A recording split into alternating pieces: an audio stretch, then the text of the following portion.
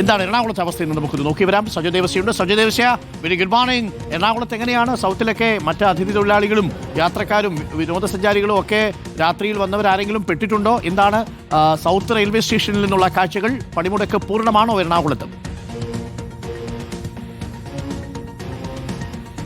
Doctor Arunkumar, good morning. പണിമുടക്ക് എറണാകുളം ജില്ലയും കൊച്ചി നഗരത്തെയും സംബന്ധിച്ച് കാര്യമായി ബാധിച്ചിട്ടുണ്ട് എന്ന് തന്നെ പറയണം. അതായത് ഏറെക്കുറെ പൂർണ്ണം എന്ന് പറയേണ്ടി വരും.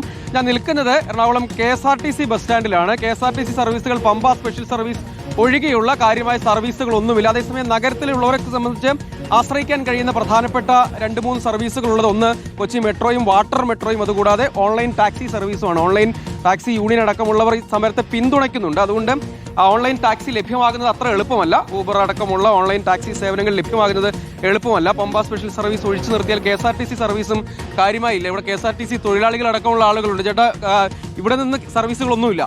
നിലവിലെ സർവീസുകളൊന്നും പോയിട്ടില്ല. അതുകൊണ്ട് അത് പ്രതീക്ഷിച്ച് ഇങ്ങോട്ട് വരണ്ട.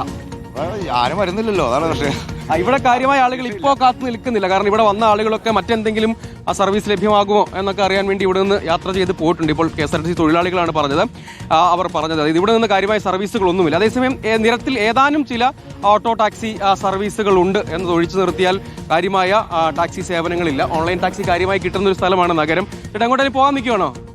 എങ്ങോട്ടാ പോകണ്ടേ? എനിക്ക് കാഞ്ഞിരമറ്റം പോകണം. ഇപ്പൊ ഇവിടെ ഇങ്ങനെ ഇങ്ങോട്ടേക്ക് വന്നത് KSRTC ഏതെങ്കിലും വണ്ടി ഉണ്ടെങ്കിൽ നോക്കി പോകാം. ഇല്ല എങ്കിൽ ഇനി റെയിൽവേ സ്റ്റേഷനിലോട്ട് പോകും. അതെ, അവിടെ ചെന്ന് കുറെ സമയമായി ഇവിടെ വന്നിട്ട്. ഒരു അരമണിക്കൂറായിട്ട് കാത്തു നിൽക്കുക. ഇവിടെ ഇനിയിപ്പോ സർവീസ് ഇതുവരെ ഒന്നും പോയിട്ടില്ല. പമ്പ സ്പെഷ്യൽ സർവീസ് ഒഴികെ ഏതെങ്കിലും വണ്ടികൾ ഉണ്ടെങ്കിൽ പോകാമെന്ന് വിചാരിച്ച് കാത്തു നിൽക്കണം. നിരവധി ആളുകളുണ്ട്. കാരണം ഇതുവഴി ഇവിടെ എന്തെങ്കിലും ഒരു സർവീസ്, അതായത് വളരെ അത്യാവശ്യക്കാർക്ക് ഇവിടെ പോലീസ് വാഹനമുണ്ട്. വളരെ അത്യാവശ്യക്കാരാണെങ്കിൽ അവരെ മറ്റിടങ്ങളിലേക്ക് എത്തിക്കാൻ അതിനുള്ള സംവിധാനം പോലീസ് അറേഞ്ച് ചെയ്തിട്ടുണ്ട്. സജോ, തമ്പാനൂരിൽ നമ്മൾ നേരത്തെ കണ്ട RCCയിലേക്കും ശ്രീചിത്രയിലേക്കും കൊണ്ടുപോകേണ്ടവരെ കൊണ്ടുപോകാൻ വേണ്ടിയിട്ട് പോലീസ് വാഹനം എത്തിയിട്ടുണ്ട്. അവർക്ക് സൗജന്യ യാത്ര ഒരുക്കുന്നുണ്ട്.